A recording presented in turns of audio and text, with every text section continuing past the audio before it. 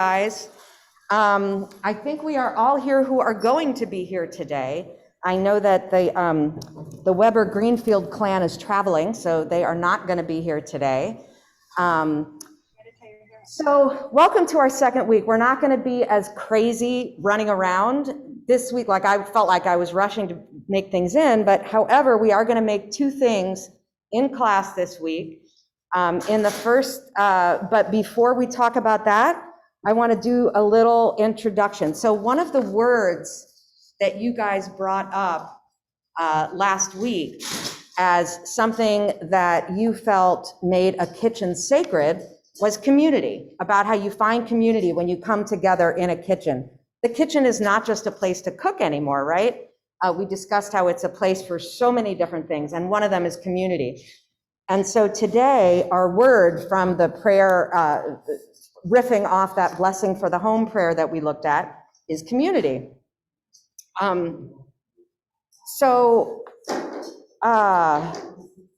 was I going to say? Okay, so one of the things, and I love that you guys brought up, so the Oppenheimers brought up that they saw MasterChef Live this past week, and that was pretty cool. Well, cooking shows have become so popular now, and one thing that has led to, you know what, I have a mic here so I don't have to talk so loud. Oh my God, that's gonna be so much better for me. Last Monday I had no voice, so this is my defense against that. Can you guys still hear me online okay? Yeah? Okay, great. One of the things about those online shows that they do is that they sort of inspire community, right? So we have these competitions where people are against each other, right? They're all in the kitchen together. Parents and kids and grandparents and everything are watching these shows together, and then they like to go into the kitchen and try these things. The other thing is, we talked about how when somebody's preparing dinner, it used to be in the old days, who prepared all the meals? Louder, please. Grandparents in the older days. Who else? It was mom, is what I'm hearing too. Sometimes it was dad, but frequently in traditional homes in the U.S., it was more frequently mom than dad. So that was kind of her place. But now that more people have gotten into meal prep, I think that's also led to things happening in the kitchen, right? People are working together, handing stuff off. So community definitely fits. So today, what I wanted to talk about was the community that also has to do with our heritage and the things that we bring into the kitchen from the community we grew up in and from the communities that we visit. So today, what I'd like to do, I want to go around and we'll alternate. We'll go table, screen, table, screen, table, screen, table, screen, okay? So what I would like to know, first of all, introduce yourself, because not everybody knows everybody. I certainly don't, and this will help me remember your names. I'm trying really hard. I know all of you, but anyway, you get the point.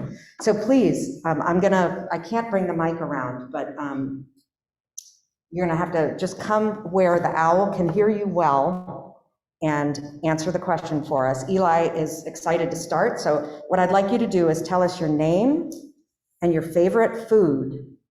Okay, so come on up closer. And your favorite color. You know what? Color might be a different class. We'll do that in art class. So favorite food and your name, please. Make sure you come up where the owl can see you. And Karen, stand right next to him, please, if you can, as close as you can, because the camera will come on you since he'll be talking.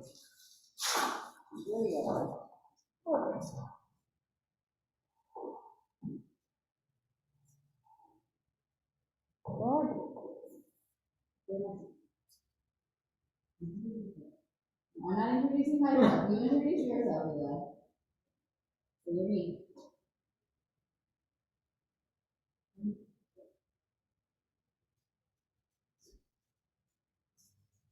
My name is Eli. Last name Silver. My favorite food, let me think.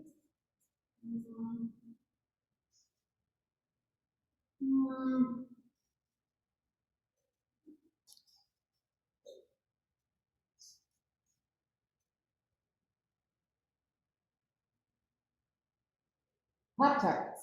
Pop-Tarts. Who else likes Pop-Tarts? All right, Pop-Tarts. Thank you, Eli. Lily and Joe, let's finish your table.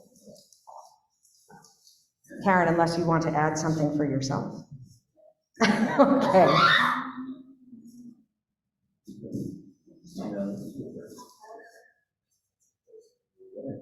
Introduce yourself to the owl. Not so close because it can't see you. Back up just a little bit. Okay, go ahead.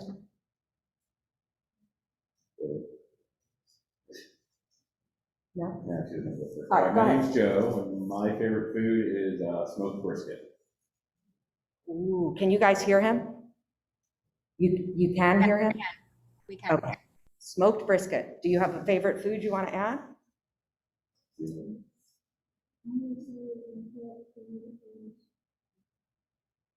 Pasta. Lily's favorite food is pasta. Who else likes pasta and brisket, not necessarily together? Some popular ones. Thank you. Okay, let's go to Claire and Claudia. Please unmute yourselves and introduce yourselves now that I've already done that, and tell me what your favorite foods are. Yeah, I'm Claudia, and my favorite food is a big salad full of tons of different vegetables. Yum. Who else likes salad? Not quite as popular, but there are some. Yeah. My name is Claire. What's my favorite food? I don't know. Just choose one of the things you like. I like burritos and spaghetti and meatballs, but not together. What was the first one again? Burritos. Burritos and spaghetti and meatballs. Anybody? Okay, thank you guys. All right, let's go over to the table in the back. Come halfway up here so that they can hear you and see you. And then, Eli, we're going to give the others a chance to talk. Oh my gosh, he is my tzedakah king. Eli's right. Don't forget about tzedakah. I should have said that right at the beginning. There's an envelope on the table where the owl is. If you have tzedakah you would like to give, please put it there. And if you are at home, make another note for the check that you may choose to send or bring at the end of the trimester about bringing tzedakah. Thank you very much. Sorry, back table. Who wants to start?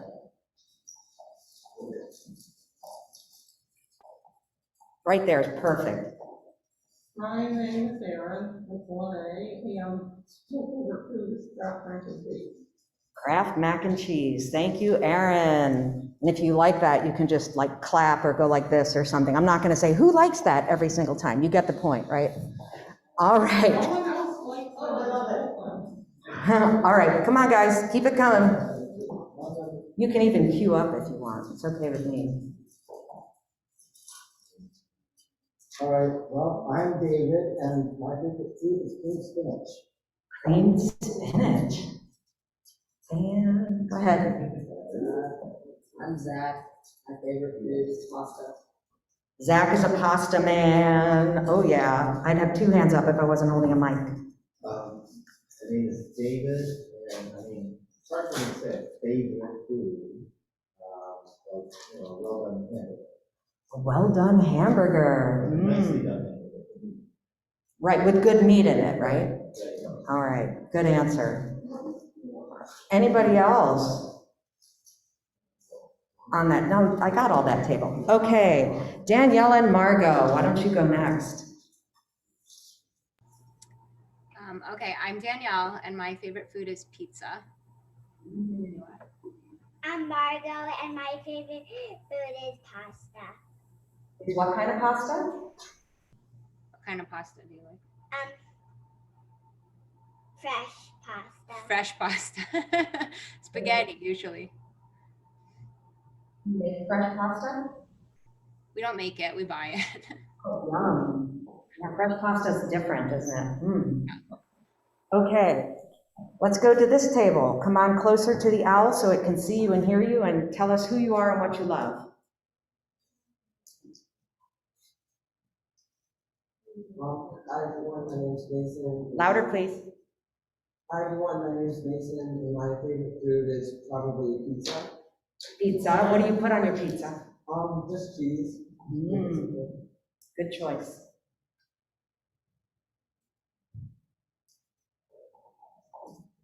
My name is Jesse, and my favorite food is pasta. Another pasta lover from Jesse. Oh, yes.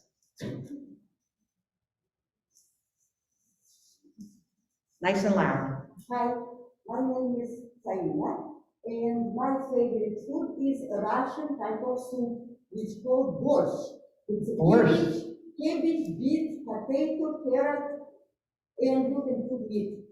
Oh, okay. Who likes borscht? I think I would like it with meat in it. I'm not a big beet fan without it, but thank you. That's wonderful. So that's a Russian food. I love it. Dante, my favorite food is sushi. Oh, Dante's a sushi man. All right. Let's see. How about the Richardsons? Hi there, I'm Jody, and my favorite food is really a big fresh salad that maybe I didn't have to make. I'm Eli, and my favorite food is probably a German dish called Rouladen. It's pretty good. His Oma makes it. I'm Dylan, and my favorite food is tacos. Oh, Dylan's a taco man. Did you say rouladen? Is that the same as roulades? I don't know. Rouladen, describe it, young man. It's a thin beef. She pounds it out, and then there is a piece of a carrot, a piece of a pickle, and some yellow mustard, and then she rolls it up, puts a toothpick in it, and it is a giant pot of those that then cooks in a gravy that is made from 1,000 carrots. It is a carrot gravy. It's orange and delicious and savory. So I don't know, is it the same? It is the same as something that my Hungarian grandmother used to make as well. Yep, I believe it. Yes, it's pounded meat with vegetables in it rolled up. Although by the time it got to my mother, she used dehydrated vegetables. Rolled it up and made it with dehydrated. So, same concept, yes. Wonderful. Okay. You guys, tell us.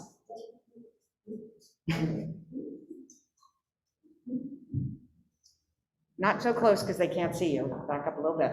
There you go. Okay, I'm Andy, and my favorite food is homemade macaroni and cheese. Oh, what makes it special? It's got a little bit of, it's got onion in it, and it's shells, and it's yummy. Delicious. Yes. Who else? So if I had to take a vote, would you guys, who prefers Kraft macaroni and cheese over homemade? Who prefers homemade over Kraft? All right, so there's something for everyone. My name is PJ, and my favorite food is probably steak and crab. Oh, steak and lobster. Steak and lobster. There's a man with taste. Okay. One more from the floor. My name is Daniel, and my favorite food is probably it's a Russian potato salad called Olivier. Say that again. A Russian potato salad called? Olivier. Olivier? Olivier. Olivier. It's like potatoes, and it's a steak salad with eggs, and there's lots of variations. Pickles, sometimes I kind of put like finely chopped apples in it. Ooh. It's like all mixed in tomato. It's really good. Oh, that sounds delicious. Does that sound good to anybody here? All right, so is there anybody I missed? Oh, my God, bring it up the rear, give it to us. I'm like, my favorite is mint chocolate chip ice cream. Mint chocolate chip ice cream. Ooh, who likes that? Oh, yes, I'll take that. So my name's Deb, but you knew that. And this is gonna sound anticlimactic, but I really don't have a favorite food because I love to try so many different things. There's nothing that if somebody said, what is your favorite thing that you could go out for? I wouldn't know what to answer because I like a lot of different things and it depends what mood I'm in for what I really want. So, but I like all things except not a fan of sardines. What'd you say? If you could eat one food drink, how many food go you? Right now, if I could eat any food and my body could tolerate it, let's just say from a taste perspective, we're gonna not talk about what my stomach likes. If I could eat any food right now, I think, oh my gosh, I think I would like a grass-fed, grass-finished steak with blue cheese on it, and yes, a side of creamed spinach. So there you go. Okay, well, that's really interesting. Eli, do you have a comment?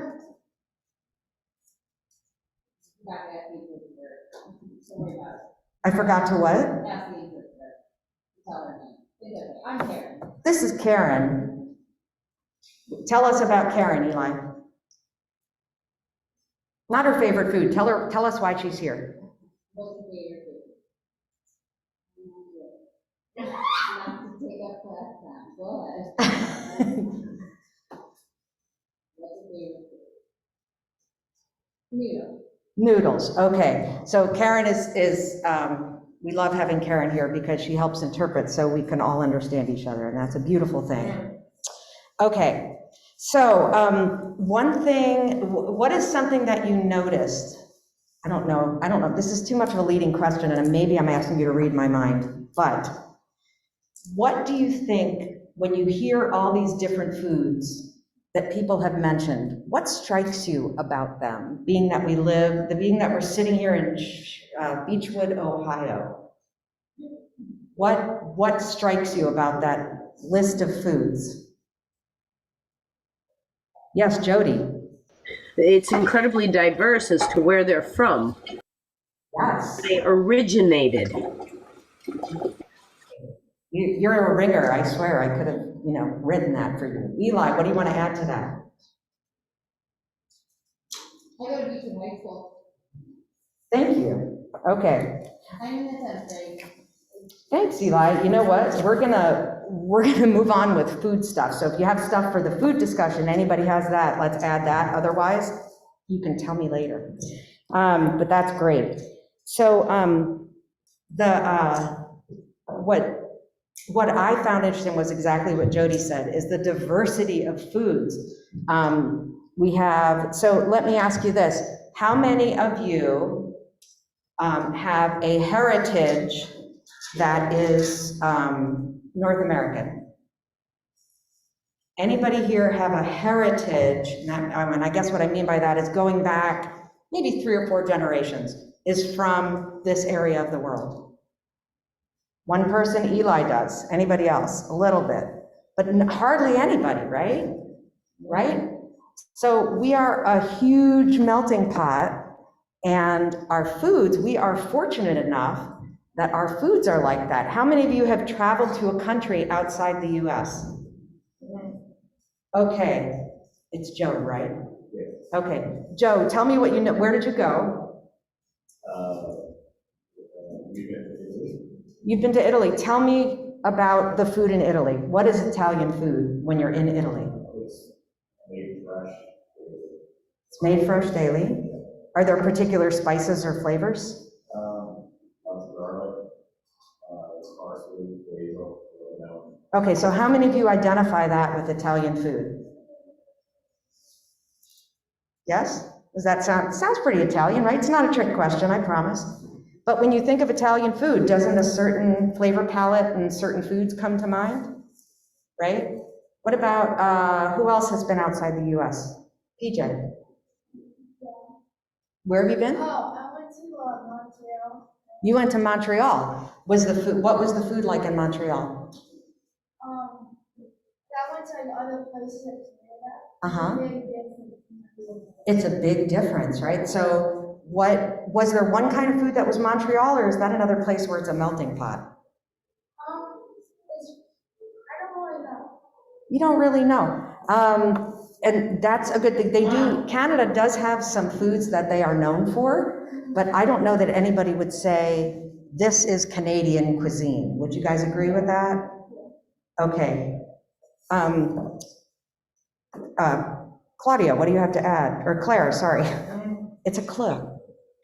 Well, I've been to Spain. You've been to, okay, and the food in Spain, is it?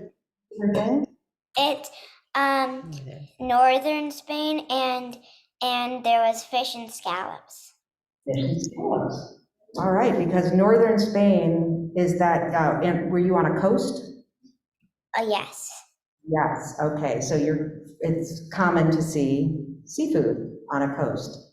Again, are the flavor, I mean, when you think of Spanish food, does a certain kind of food come to mind?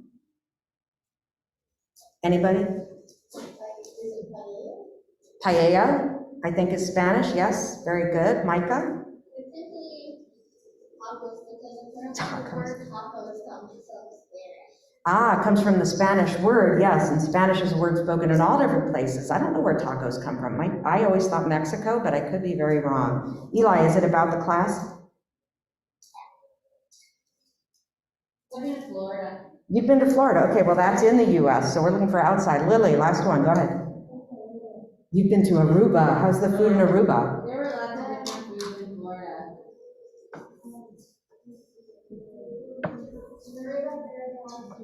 A lot of seafood in Aruba, which is an island, yeah. Okay, and Eli was mentioning there's a lot of different foods in Florida. What's the cultural heritage in Florida? Lots of fish. Bacon. Lots of fish and bacon, there's a combo. And eggs. Okay, good, so there's a lot of good food in Florida. I would say a lot of seafood too, because it's, you know. Okay, Jody, last one. Oh, can't hear you. I have been to Germany. I have my tech master over here. And also to one very small area, France, Nice. And there was an amazing diversity in food, really. But for me, the way I eat, I was able to find, fresh bread, fresh cheese, fresh vegetables in some form or another, like everywhere I went. And then there was all of the, the classic meat options, but really just amazing diverse food. Like I remember in Germany, being in a restaurant where I could order a dish of white asparagus, and it was just seasoned with butter, and then I would have some fresh bread and cheese, and that's the way I ate my way through Germany and France. Jody, I want to travel with you. It was a long, long time ago. Well, I spent some time in Germany on work, and I also enjoyed it. I was there during white asparagus season, Weissenspargel season. All right, I was obviously there then too. That was in either 1994 or 2001. We were there more than once. I noticed that also. Has anybody been to Israel? Raise your hand if you've been to Israel. Definitely want to go. What is Israel? Marina? Just instead of saying that it is Israeli, because Israeli food is like hummus, fish, if it's specific, right? Stuff like this. But when you see the child, I'm sure nobody knows here. I was in Latvia. It's about 5 years old from the beginning. And they have food, one of the national food. It's a green pea, like green peas. Yeah. Green peas, okay. Gray peas. Gray. They cook it for a long time, and then in the middle, they usually put, when the dish is ready, they put on a plate, and on the middle they put fried bacon with onion. Oh, that sounds In the good. middle, and then if you just take portion of that. That sounds good. So it's delicious. gray peas with bacon and onion in the middle, and you eat it all together. Right. I love it. Isn't it fun to learn about what they eat in other places? So when you think of Israeli food, what do you think of? Other than, so Faina said hummus or hummus, depending on how you say it. And what else do you think of when you think of Israeli food? Dave? Now, I went many years ago, so it's going to finish this. I remember seeing a lot of places selling schnitzel. A lot of places selling schnitzel. What else? Aaron?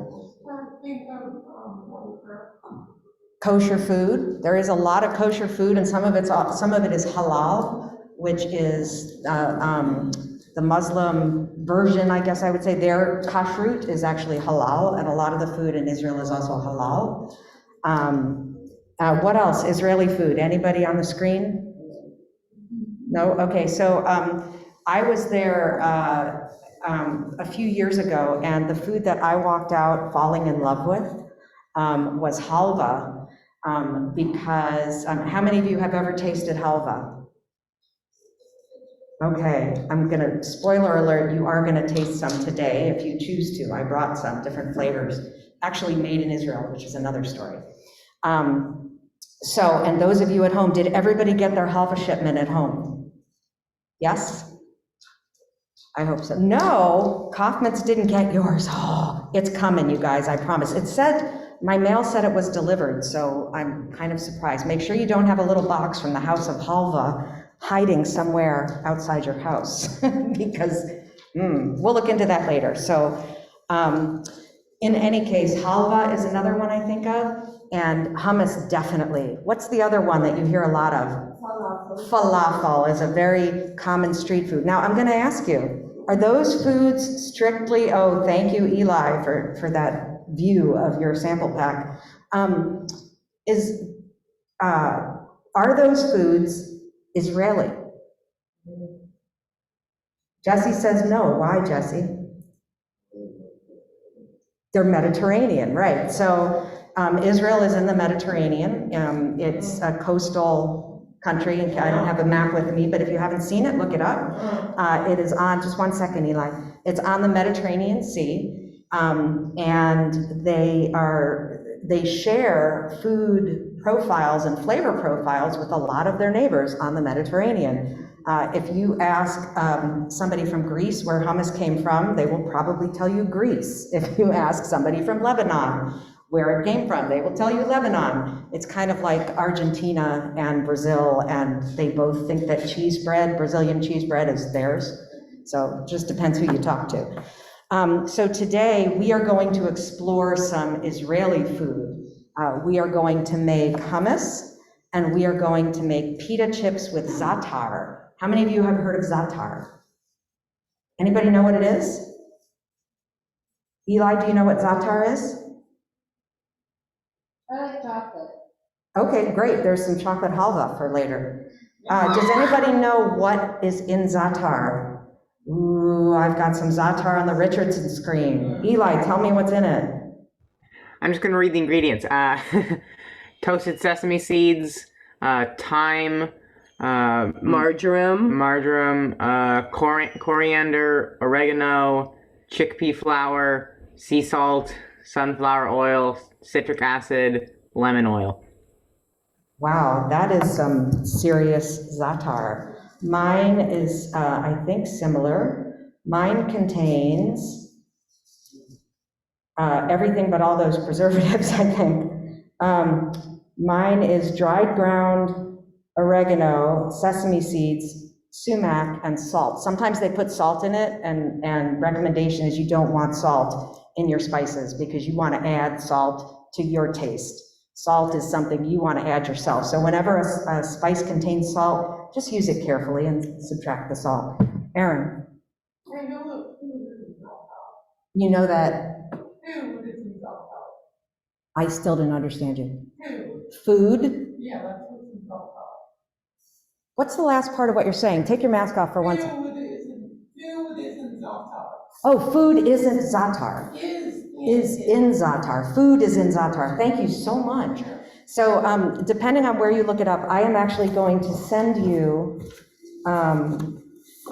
something afterwards that tells you a little more about Zatar and how you can even make it yourself. Zatar is also it's the Arabic word for a wild mint-related herb that is a pillar of Eastern Mediterranean cooking and similar to oregano and marjoram. So a lot of times but most of the Zatar that we know and love is made with a combination of spices. It usually has sumac, a wild thyme, and sesame seeds, toasted sesame seeds in it. So it's interesting. It depends on who you're talking to, what Zatar actually is. Eli, if it's class related, yes. Otherwise, we have to keep moving. Deb? What's that, guys? Couldn't hear. And the different foods in Israel. There's lots of different things. Every culture has its own favorite things. I'm sorry, what was the question? I'm sorry, I couldn't hear that someone was talking in there. What are the preservatives that are in the Trader Joe's ones? Citric acid. What else was in there? Oh, I think that's it. Citric acid. That's a preservative. Okay. Preservative. What else were some of the later ones in there that was, it was weird to me. I've never seen in Zatar, but that just goes to show that a blend of herbs is going to have lots of different stuff in it. Is the chickpea flour. I didn't know that came in. No, but you're right. You're absolutely right. I heard the long list and I think my brain checked out, but you're right. It's just the citric acid is the preservative. Okay, so what we're going to do for the rest of first session, since we have about 20 minutes, we are going to make some hummus, okay? And then we are also going to cut the bread, the pita bread, so that we can make the pita chips first thing. We're gonna get it all ready to go, and then we're gonna toast it right when second session starts so we can enjoy them warm from the oven, okay? Yes, Eli? May I help serving? When the time comes, I think everybody's gonna serve their own stuff, but thank you very much. Okay. So notes for people at home, the tahini that I provided you with is pre-measured, nothing else is, okay? So the tahini is the 2 tablespoons. The recipe that we're using only calls for 2 tablespoons of tahini, which is surprising to some. A lot of hummus uses a lot more. This just goes to how you like your taste. Okay, yes, Eli. Okay, remember, you guys can go on your own. You guys are old enough to head out and go. We'll see you when you get back. Okay, the mistake that I made, I think, is that I did not copy the hummus recipe for you guys who are here. Who can do fast copying? Aaron, why don't you take this and make, just go ahead and make 20 copies, and that way everybody in class will have one. Yes. If you don't know how to use it, is there somebody who's used it who can go with him and make sure? Okay, thank you. All right, so you can, 19 is plenty, thank you. Okay. So I need people from each table to go and get a can of garbanzo beans you are going to need. You are going to need you're going to need some garlic. How are we going to do this? Gosh, I didn't portion yours out. Okay, so for you guys, you need to grab, let's see, you need a thing of, you don't need the Zatar yet, you need the tahini. Take a plate. And each table is going to need 3 cloves of garlic. And you are each going to need about a half a lemon's worth. So this lemon is in quarters, and this lemon is probably an eighth. So just grab as much lemon juice as you want. If you don't like it as lemony, then you should use less, right? You're not a lemon person. For those of you on the screen who have the recipe in front of you, this is a really tricky one. Not. You dump so you take your garbanzo beans. I need one representative from each table to take your can of beans, go into the kitchen where there is an electric can opener, and open that can of garbanzo beans. There are colanders on the counter. Is there anybody who doesn't know what a colander is? Awesome. There are colanders on the counter. You're going to dump the beans into it and spray rinse them and bring them back in here. Everything is going to get dumped into your food processor all at once, and you're going to whirl it around. Okay? So we're using a can of garbanzo beans. We're using about a half lemon's worth of lemons. We're using 3 garlic cloves. We're going to need some olive oil, but we're going to have to share that. Let's see. Daniel, can you go into the kitchen and find some cups like those? And we're going to parcel out some olive oil for people, okay? So much for planning. All right, those of you who are still in here, each table is going to need, thank you, can you give me the original? And then hand those out to each table. Just spread them out so each table has at least 3 or more, because I know you have enough to put almost 4. Okay. 4 to 5. Those of you who are still in here, come up and grab some pita. There is whole wheat pita and there is plain pita, and there is enough for each table to have 1 slice of each. Just grab 1 slice of each and a sharp knife. At home, you should have 1 slice of each, I hope. I thought it made it prettier to have 1 slice of each. If you are at home, you're going to want that baking sheet to get your pita ready on. You're going to want olive oil or any kind of oil. I did not put oil into your kits. I hope you guys have some sort of oil you can use. Olive oil is a nice flavor, especially if you use a robust one. I was thinking I was going to make it up here, but this is so simple, you don't need to watch me make it, right? We're just going to dump stuff into that food processor and whirl it around. So, yes, Faina.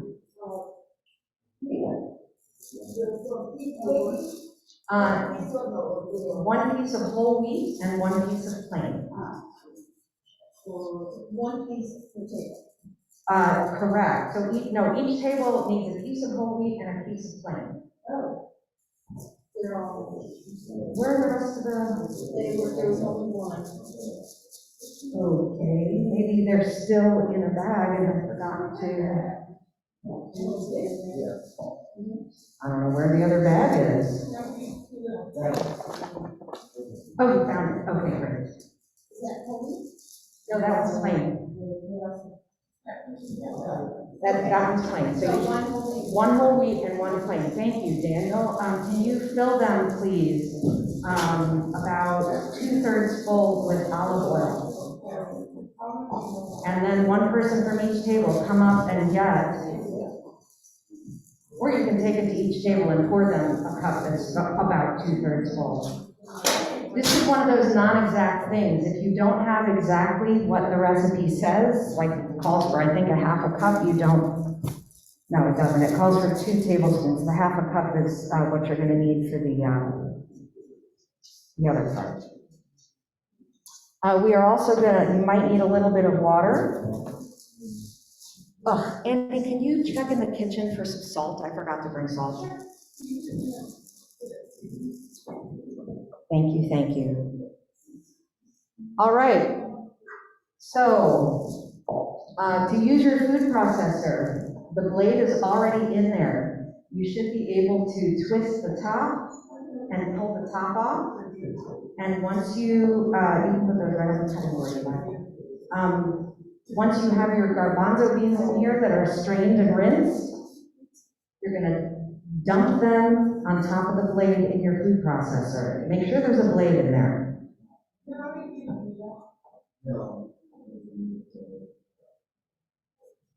The blade should be in there already, isn't it? Yep. Yeah, okay.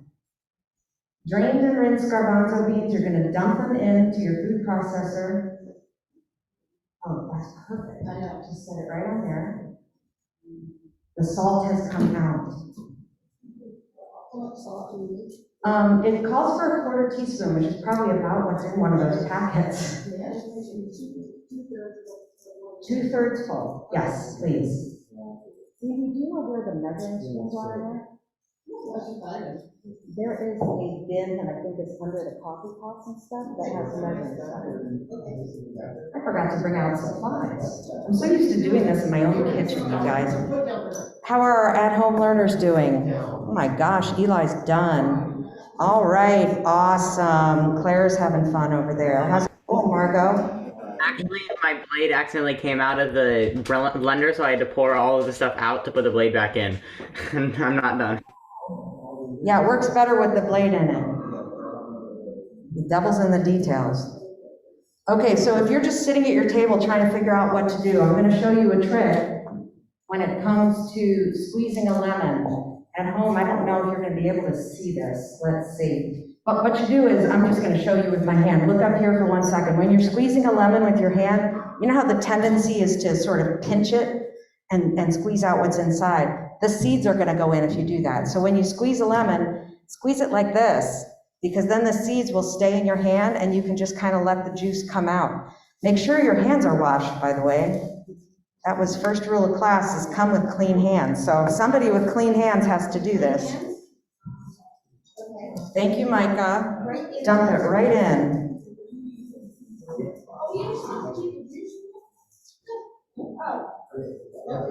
No, the thing on your table is olive oil.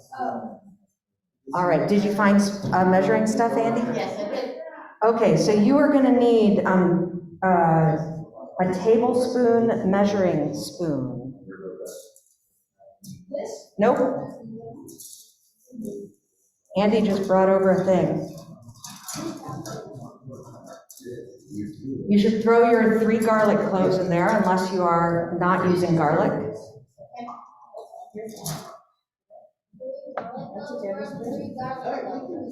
The 3 garlic cloves, if they're not yet on their table.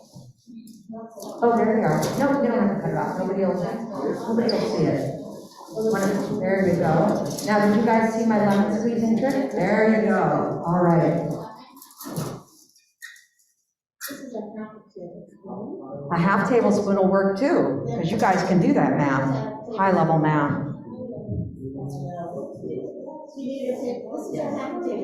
I'm going to put the mic down and walk around. Are you squeezing it in?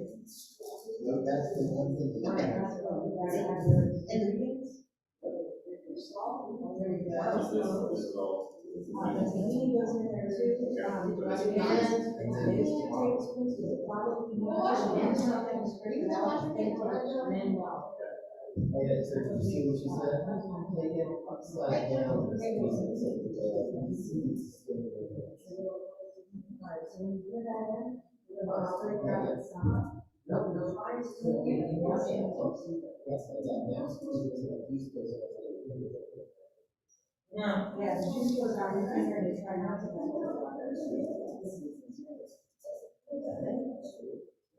And then it's maybe because it's so sticky, you can spread it out using your finger if you want. But I have found out. Now, you can spread that out. I would recommend Water, just get water. get water from the tap. You're going to need 2 tablespoons of black oil and 2 tablespoons of olive oil. But then you'll put on your table in a cup. Yes, we have that. And it doesn't have to be that. Okay, so we get the two. All right. And then with the olive oil, 2 tablespoons. How's it going, my at-home learners? How are you guys doing? Working busily away. Thumbs up there, thumbs up.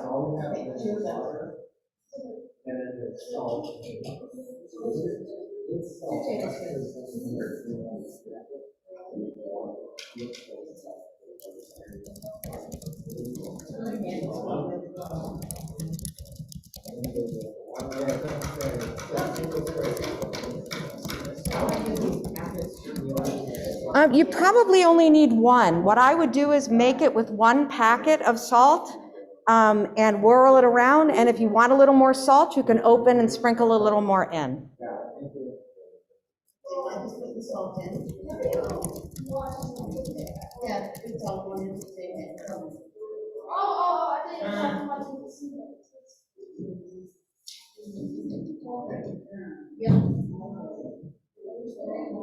Yes.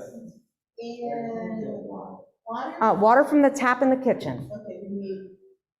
You can go grab a cup and put some in it. Yep, bring it right in here. You're gonna put it all in there, and then if you haven't used a food processor, just raise your hand. I'll come over and help make sure it's right before you get started. What's that?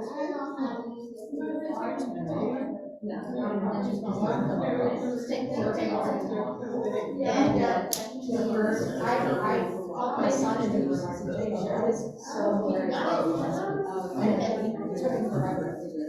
just take the cup with you.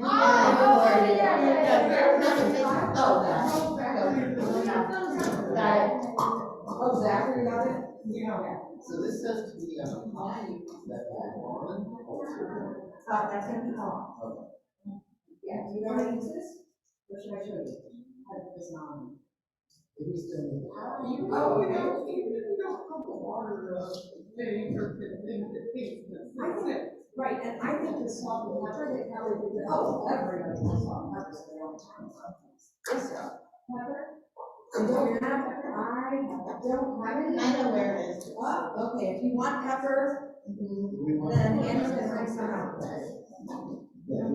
All right, so while you are waiting for all your ingredients to go in, does everybody have their pitas? Did everybody get sharp knives? I was gonna say, there's one here, so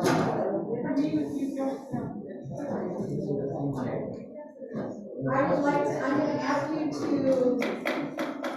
yes, okay. You got 2 tablespoons of pepper.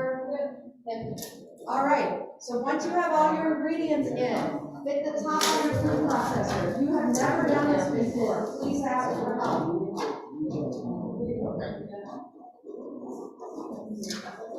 Don't you make my goodness alive? Oh my God. It says to do it on high, but if there's only one setting, just, you know. All right, the magic is happening. Claire and Claudia, how's it going over there? How much of the Zatar should we put in? Into the hummus, none of it. We're gonna we're gonna use the Zatar on the Pita Chips. Okay, good to know. I can't. It a little smoother. Should we add water or oil?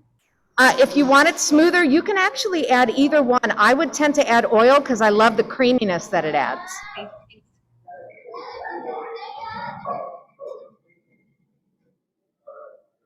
So keep going and going and going. You want it to be nice and smooth. If there's stuff going up the sides and you want it to come down, you can push it down with a spoon or a scraper or something.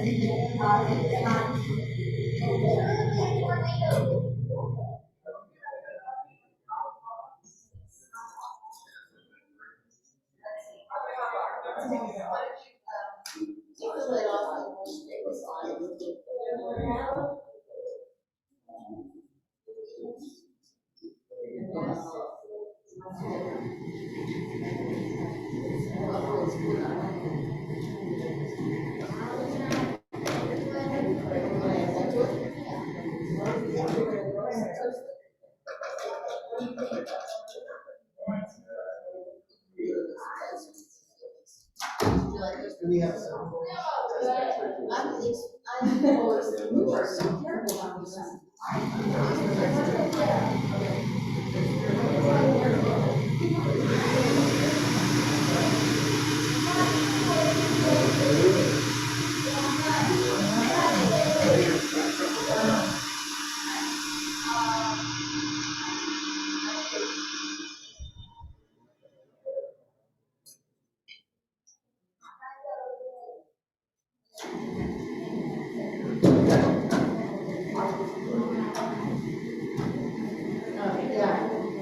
All right, the other thing that I want you to do, once your hummus is finished, straining out a bowl for you to spray it back into once the hummus is done.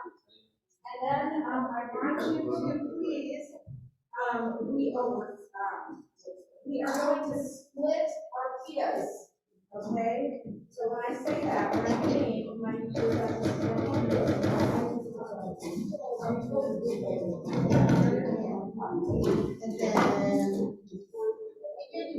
then you don't have to, but what I would do.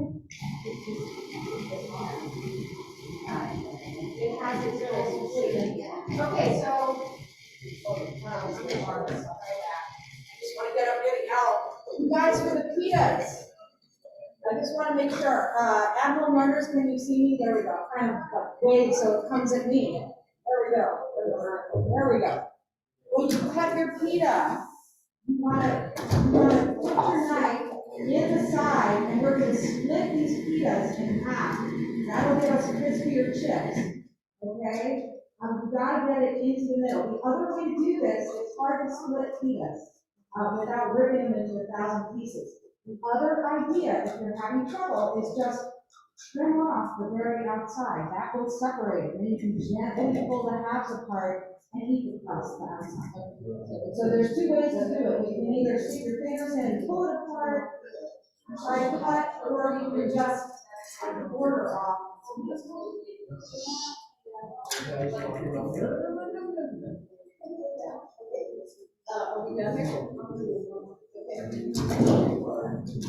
Okay, at-home learners, I am going to turn this one off because we are heading over. Oh, look at that. How's that looking? Richardson's, that looks great. Zalewski's, is that a Vitamix I see going there? Ooh, yeah, baby. Delicious. All right. And Kaufman's, you guys doing okay? Perfect. Looks great. All right. So I'm going to shut down the Zoom, and I will see you in Tefillah, and then I will see you back on this same Zoom right after, okay? All right. Thanks, guys. All right. Okay, I think we're all here. So we're going to go ahead and get started. So the first thing we need to do is bake our pita chips. So here's what we're going to do. Aaron is, guys, we're starting. Okay. For the pita chips, what we're going to do, you should each still have a cup of oil on your table from before, right? Which still is largely full, about half full by now.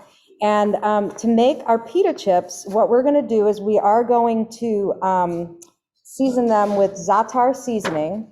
First, I want you to smell the Zatar, though, and see. I would love to hear from you what words you might use. Yeah, go get it from the table. It's in a little container. It is not pre-measured. There is no measurement on this because we're sprinkling. Okay? And I want you to smell it, and I want to hear what adjectives you would use to describe what you think of when you smell Zatar. What is it? What would you describe it as? One word. Who's got a word they can give me?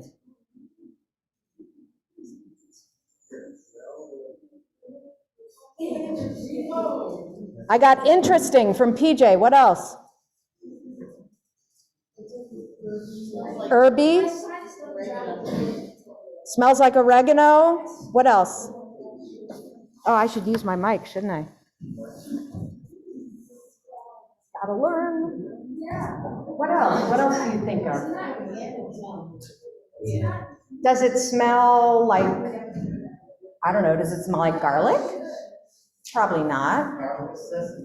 Sesame, you can smell the sesame in it. It's, I think the kind that we got has toasted sesame in it. What else? Anybody else have any other words? Some people describe it as earthy. It's like an earthy smell. Okay, so Zatar is used for so many different things. Eli, do you have a word you want to share? I sneezed it on the table. You sneezed the Zatar on the table. Oh, thank you. Okay. I can't remember if we have extra Zatar here or not. think I might have left it at home. So is there some left still? Okay, good. Oh, I have some over here? Oh, yes, I do. Okay, good. Eli, what you got for me? Savory. That's a good one. All right, I like that. So Zatar you can use to season a lot of things. You can use it to season pizza. It's a great seasoning on pizza. But a lot of us just like to put some olive oil, drizzle some into a bowl, sprinkle some Zatar on top of it, and dip your bread in it, right? So you don't have to always make pita chips, but today we're gonna make pita chips. So you should have in front of you 4 halves of pita that look like 4 circles, or close enough to that. And what you're gonna do is you're gonna use your brush, and you wanna lay them, you can lay them already on your sheet pan. You should each have a sheet pan. So lay them out on there, and So, Deb, should we take the big piece of pita and like cut it in half then? yes, you wanna split it in half that way. And if it doesn't wanna split gracefully, we found that an easy way to do that is to just cut the border off real close to the edge and then just gently peel it apart. So whichever is easier for you. One gives you scraps to nosh on while they're baking and the other one does not, but either way. So you wanna brush olive oil, and you wanna do it first on one side, and then after you do it on one side, just do it on the one side first, and we're gonna sprinkle the Zatar on once you get all 4 sides. Oh, what side do we want to do it on? It doesn't matter because you're going to turn it over and do the other side. But after you get all 4 of them generously brushed with olive oil, you are going to sprinkle your Zatar on it. Can I have someone, can someone bring to me, let's see, who's willing to lend me a brushed Zatar, I'm sorry, a brushed with olive oil pita that I can use to demo? Nobody? Go ahead, keep brushing. I'm gonna get myself one. I wouldn't give it up either.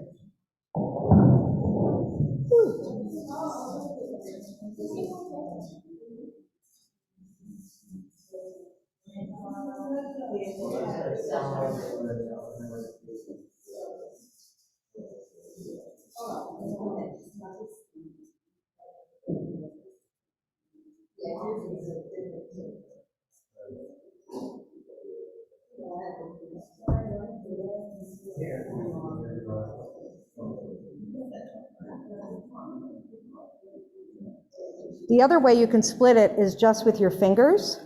It's a little messier that way, but you get little crispy edges.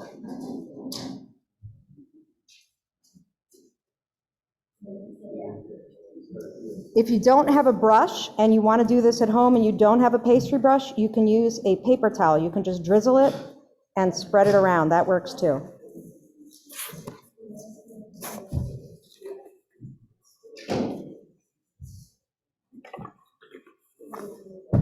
I have another idea.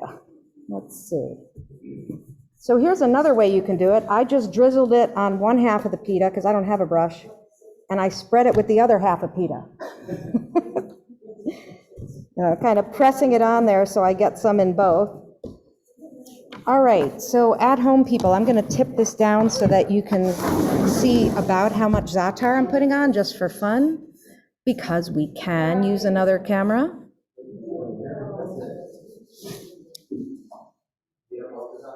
All right, so you guys, oh, that's a good point too. Not everybody, people might not like the Zatar, and that's okay. If you don't want to use Zatar on all your pita, leave a couple without and maybe sprinkle them with salt or garlic powder or salt and pepper or nothing if you like the pita just as it is. All right, guys, I am going to demonstrate about how much Zatar to put on and what I found to be an easy way to do this. You can either pick it with your fingers to pinch a little bit out like this, hold it up a little bit high so that you don't clump it all in one place, and sprinkle it on your pita. The other way to do it, you can just tip your thing and shake, but if you're not a talented shaker, and you have no experience with this, you are at least as likely to put a whole pile on one pita. So just, I encourage you to do whatever works best for you. If you like Zatar a lot, the way I do, I'm going to put a lot on because I'm a big Zatar fan. If you're experimenting with Zatar for the first time and you're not sure what you're going to think, do some of them heavier and some of them lighter, right? So that's all good.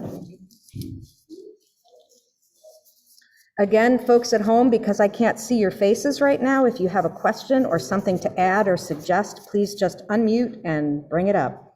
Once you've done it on one side, you're going to flip it over. The olive oil should make it stick pretty well.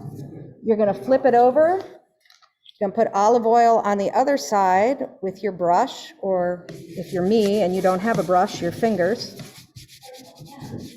And then you're going to spread the Zatar on the other side. So we have two-sided chips.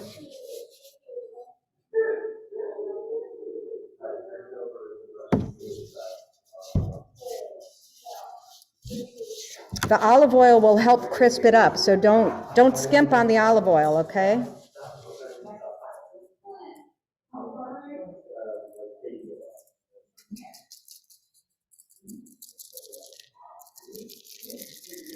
Once you've sprinkled both sides, you are going to leave it on your pan. The recipe suggested, and I agree with this, that it's great to put it on a pan without parchment paper on it because you're going to get a much better crisp on your chips. So there you go. Oh, I forgot the other step. Before we bake these, we want to turn them into chips. So what you want to do, can I borrow a knife from somebody? Who's got a knife? Who has a knife? Okay. So I'm going to cut mine into eighths. So obviously you cut it in half in one direction, and then you cut it in half to make quarters, and then you cut those quarters in half again to make eighths. And you get little chip-shaped things. And then on your pan, you want to spread them out so there's a little bit of space between them. Okay, I'm going to bring you back your knife. Now that I've got my oil pans, please do put this on your board and cut it, and then put it back in the tray. Okay, try not to scrape your tray. Okay, so just here. And cut it into so I know what it's. Okay. Well, it's not the same as the no, right.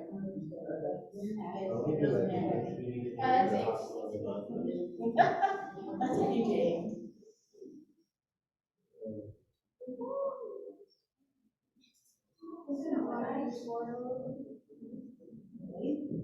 Those in hand.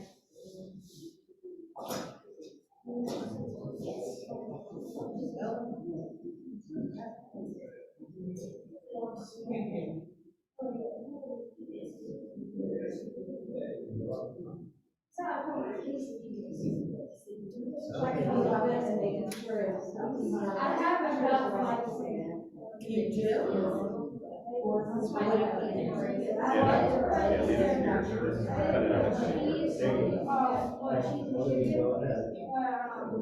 do. Very nice. Okay, let's go. We spread out on the sheet.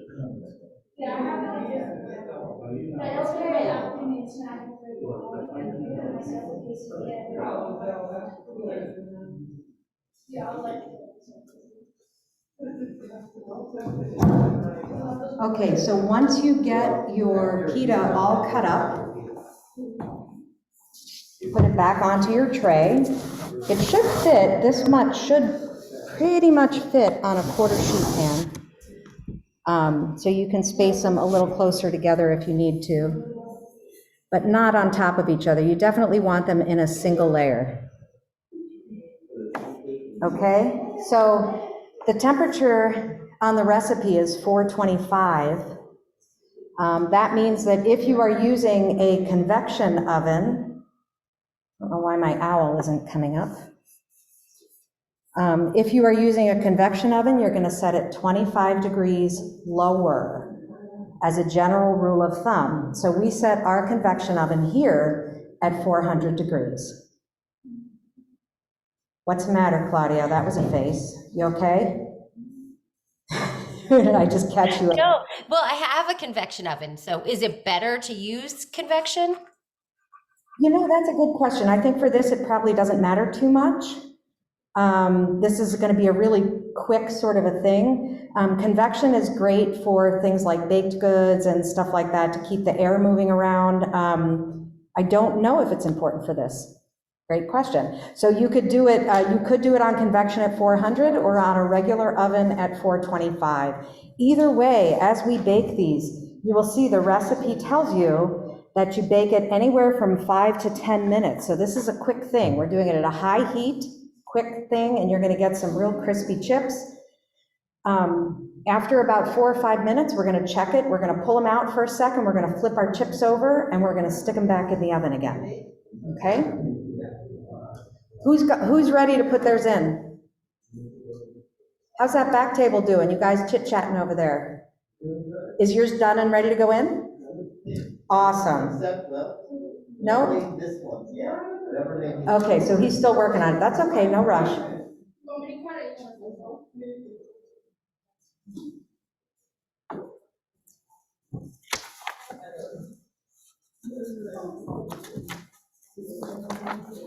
One of the ingredients we used today that we didn't talk about that I want to tell you a little bit about while you're cutting is tahini. Who knows what tahini is? I know. Tell me, Sheer, what is tahini? It's like hummus, but it's just like more, it's like. What is it made out of? Oh, I got you. Not parsley. What is tahini made out of? Oh, Claire knows. Claire, tell me. Sesame paste?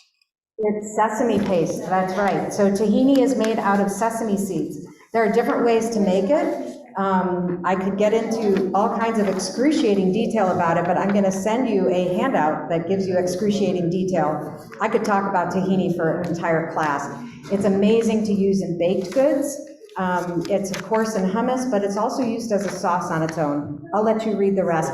But I will tell you one thing that I think is absolutely super duper important, and that is that all tahini is not, one second, Dave, all tahini is not created equal. The absolute best tahini I have found after searching for a couple of years is, the brand is Soom, S-O-O-M.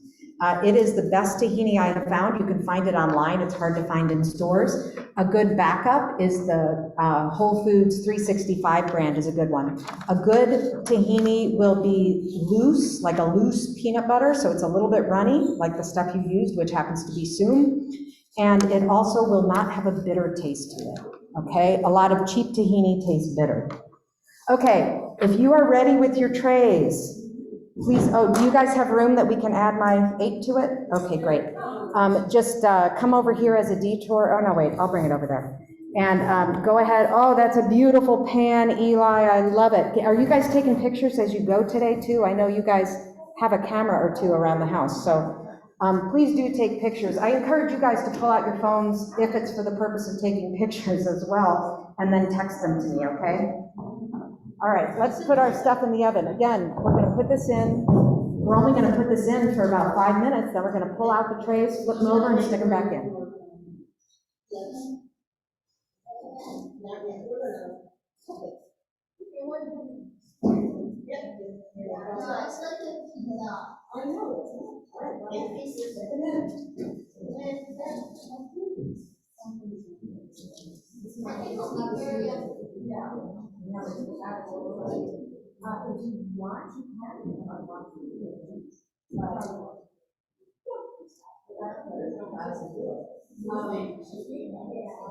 So I will tell you also that one way to make it smoother, that we just didn't go over to do is to Yeah, and the drive-through sister does that. Right, and it doesn't take a long time, just in behind this class, but yeah, you just, right out of the shelf. Yes, back in some of the texture. Yeah, I would.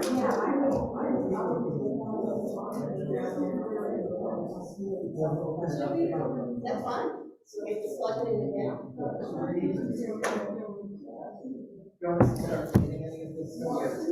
Yeah, please. That would be lovely. While your stuff's in the oven,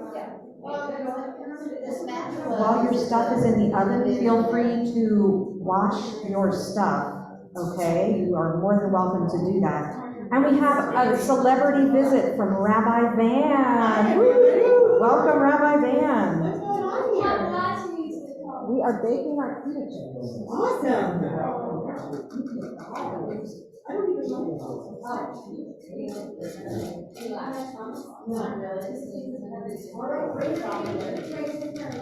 don't like Halva. I'm not allowed to go to Israel anymore.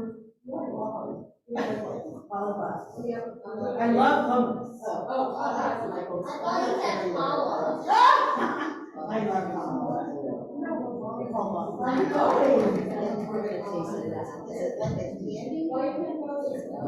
Everybody loves Halva.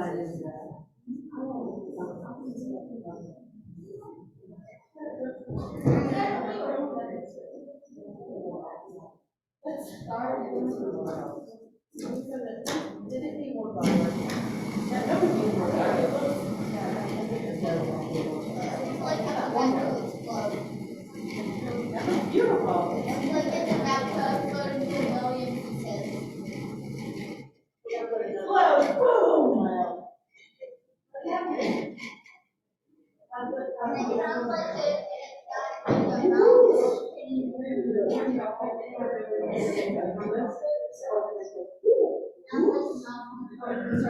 There you go. Sounds like what? It's better.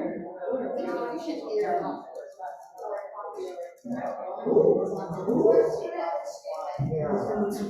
Yeah.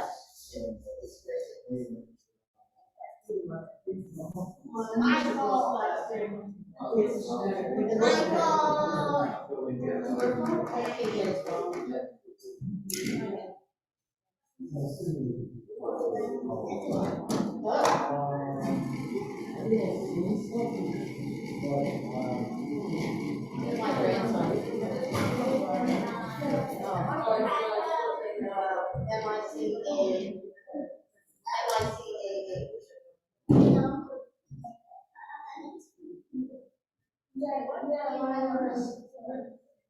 Let me know if it turns on. Because it does, okay. Oh, okay.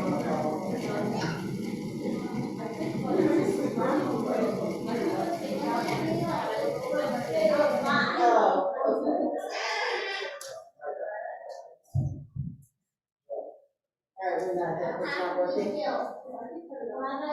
It's not here anymore.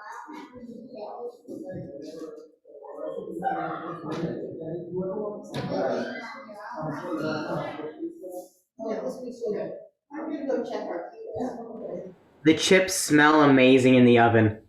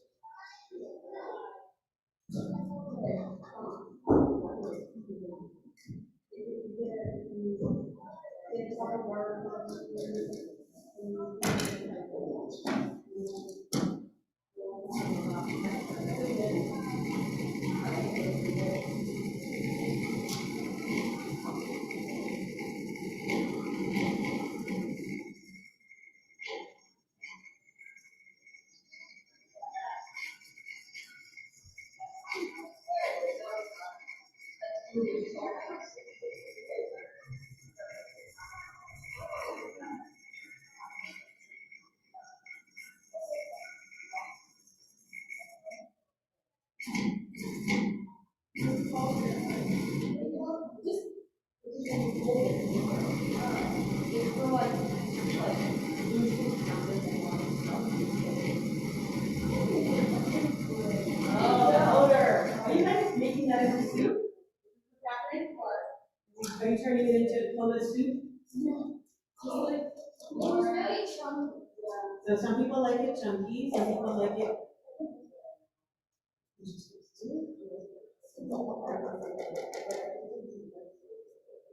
So we are starting in 2 weeks, getting ready to redo our kitchen. So I think in March, when our kitchen is for sure done, we should have like a baby friendly. What do you think? Like shakshuka and hummus. Because I'm gonna have a new kitchen at my house. We'll make shakshuka. No, my house kitchen. Yes! I love all of it. They don't even know what they are. They don't even know what they are. So the kitchen's gonna be like November, end of November. They say it's gonna be done beginning of February, but we know it's February. Yeah, so in March. So how do you use a kitchen? We're not gonna have a kitchen. We're gonna have a toaster oven and a microwave, and the sink in the basement, the awful sink in the basement. And the regular toilet. And a fridge. It's gonna be horrible. But we're gonna have a big, you know, PJ, you've been in my house, the kitchen's falling apart. It's disgusting. It's super strange. That's not, it's just bad news. What's open? Yeah, the bricks. Here, what's yours? So should we do that? Should we have a party? Yeah. A big party? We're getting a great big stove. Wow. PJ! It's sharp and your fingers are dry. No. No! No, because you won't let the tongue. So we designed Charlie, what's in your kitchen, that here is a deliver. We're gonna have like a team party to make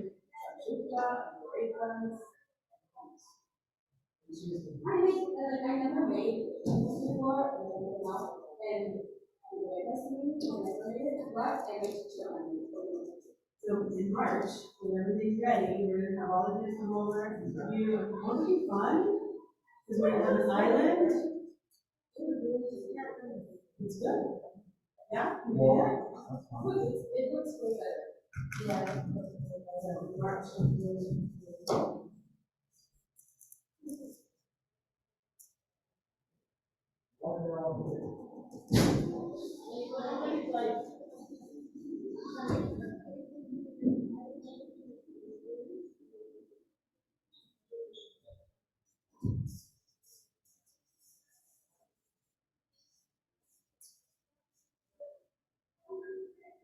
Too loud in there. Too loud?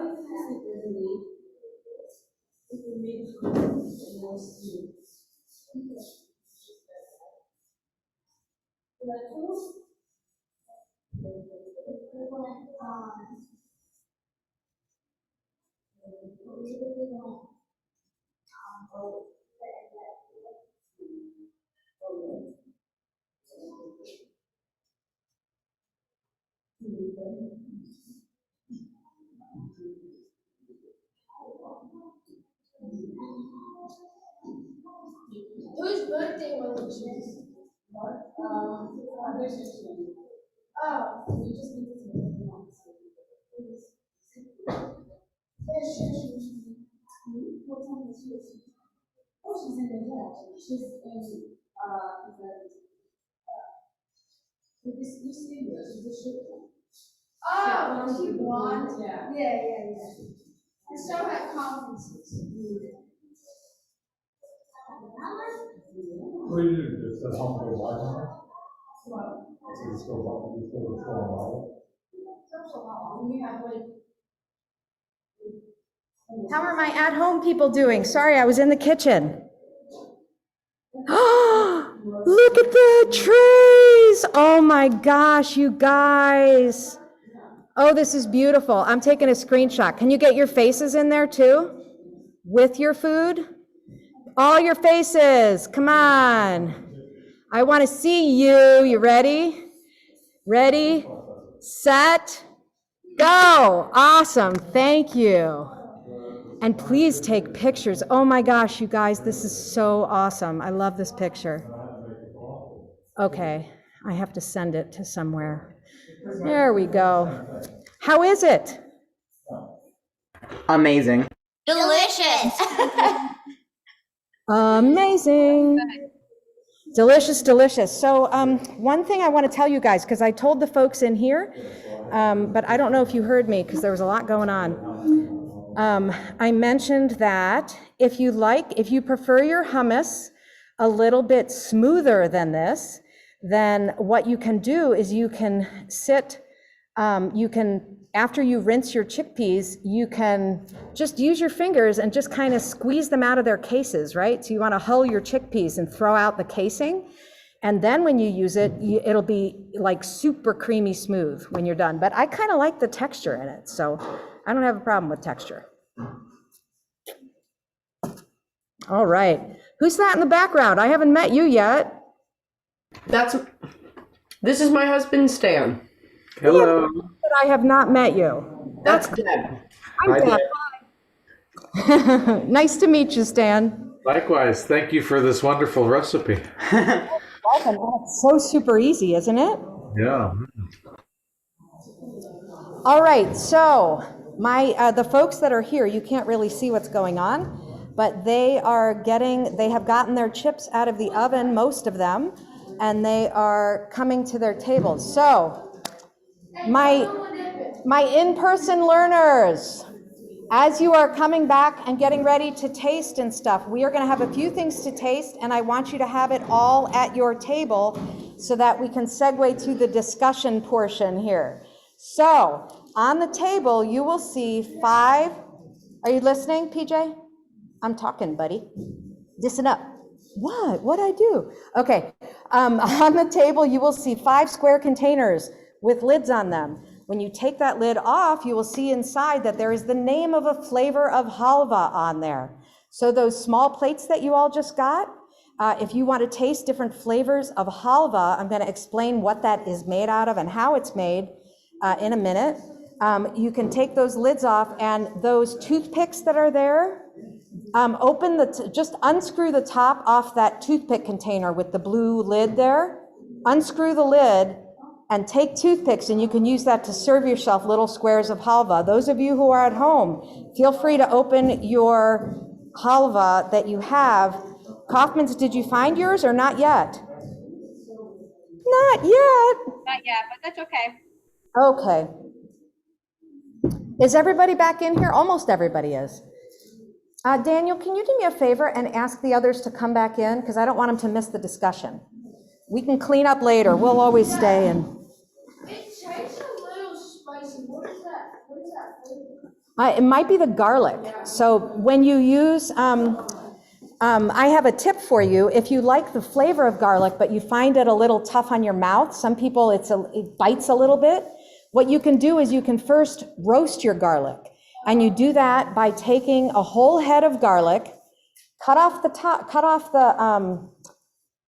stem end. That's not the stem end, the other end, where the tips are of the garlic clove. Put it in a piece of foil, drizzle some olive oil on it, close it up, and stick it in the oven and forget about it for an hour. When you take it out, you will be able to squeeze that buttery roasted garlic out of the paper shells. And you can then add it to your hummus, and that bite will be completely gone, and all you'll have is the flavor of the roasted garlic. So that's just a beautiful way to use garlic. Have any of you, and you can also, it gets so soft that you can spread the roasted garlic on your bread. And you will have garlic breath for 2 days afterwards, and it's so good. At least. And it is so worth it, in my mind. Okay. So, the halva is on the table. Please leave the flavor indicator in the halva or near it so that we know what they are, and use spoons or toothpicks to serve it. I want to tell you what halva is, and again, I will be sending out a little thing on halva, I think, if I have it here. I lost my halva cheat sheet. So I want to tell you something special about the halva that you are tasting. This halva, I'm glad you like it. This halva is from a company called House of Halva. They're located in Minnesota, which seems like a strange place for really good Mediterranean halva to come from. I'm going to tell you their story. The couple that started this company, Liz is from Russia, David is from Israel, and when they came to the US, they couldn't find any good halva and in Minnesota. And so it turns out that David's family for 30 years has been making halva in Israel.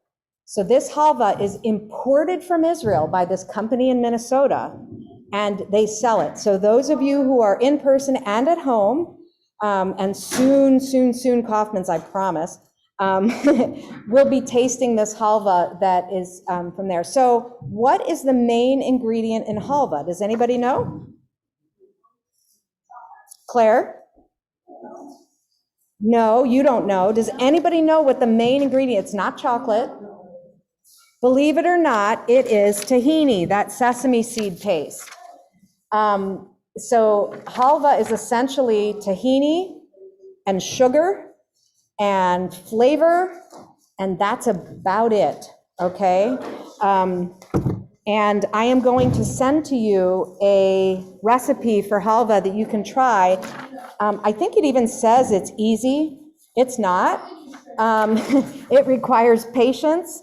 And this one actually doesn't ask you for a candy thermometer, but it can be tricky to get the texture just right. Isn't that an interesting texture, you guys? That sort of flaky crystallization. If you decide to try making halva, know that it will not be like that until like 2 days after you make it. So you have to be patient. Okay. So one more thing. So let me back up for 1 second. I didn't mean to just skip over the pita chips and hummus. How is that? Yeah? Is that, woohoo, I got big thumbs up from my at-home folks. And do you look at, guys, look at Eli's tray. The pita's all gone.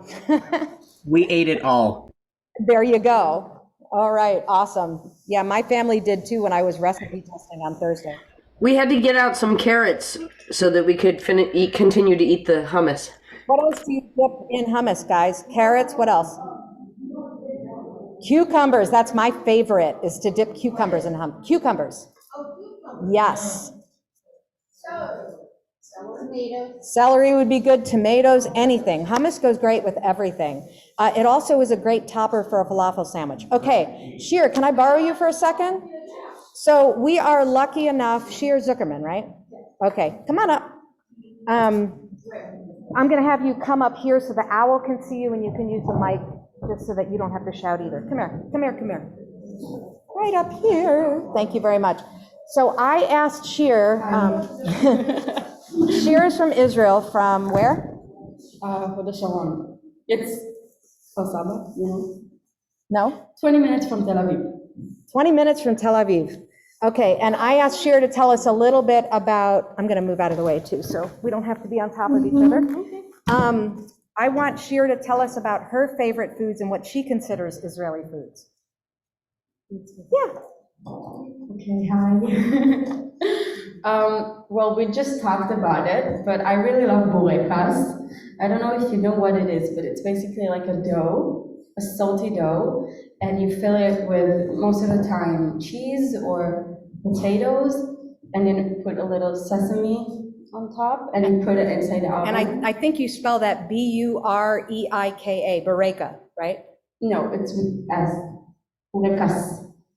Burekas. Yeah. With an S on the end. And like, if you go to the markets in Israel, then they have like stations of like burekas, and they like, it's huge burekas, and they cut it and they put egg and tomatoes and tahini inside, and it's really, really good, and I miss it really much because like I couldn't find it here. Can you get a recipe that we can, Yeah, I can find a recipe. and then maybe we can share it with the class? Yeah, I would love that. Because I found a bunch of recipes, but I want your burekas. Okay, Like what I'll you look for consider. something. I'll send you.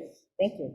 But I feel like Israeli food is, it's just like the variety of a lot of different things. Because like, I would consider, like Israeli food is basically Arabic food, I would say. Because falafel is not Israeli really, it's more like from Arab countries, but we brought it to Israel and we made it like our food. So I feel like because in Israel, we have tons of different cultures, people coming from different countries, so it's like a variety of food that makes it like Israeli Absolutely. food. Yeah. We say it's a melting pot. A melting Because pot, you yeah. bring all these different cultures into place, but because it's situated on the Mediterranean, of course, it's similar to the countries around it Yeah. in terms of the food also.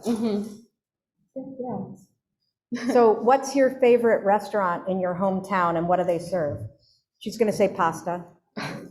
Well, I think like it's not Israeli food, but something that I couldn't find here is like a good coffee place, like a coffee shop, because you have Starbucks, but in Israel I feel like the coffee shops is like more of big deal. Like me and my friend, there's a coffee shop in my city that me and my friends I was there every day.